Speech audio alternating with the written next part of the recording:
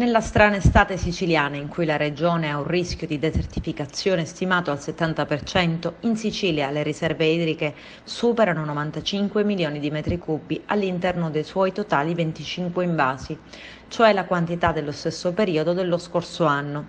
Questi gli ultimi dati diffusi dal distretto idrografico della regione. La tipica situazione dell'isola non lascia presagire emergenze per la stagione estiva, nonostante le temperature dei giorni scorsi abbiano superato i 40 gradi e gli incendi si ripresentano puntuali come ogni estate.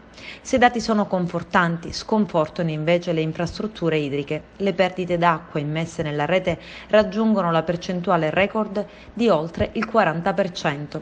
E la questione acqua non fa dormire sonni tranquilli agli agricoltori. I consorzi di bonifica vivono con un commissariamento ventennale e mettono in allarme la Coldiretti Sicilia, che nei giorni scorsi ha annunciato una mobilitazione regionale perché l'acqua torni ad essere un bene amministrato in modo adeguato e non con strutture come i consorzi che di fatto bloccano l'irrigazione.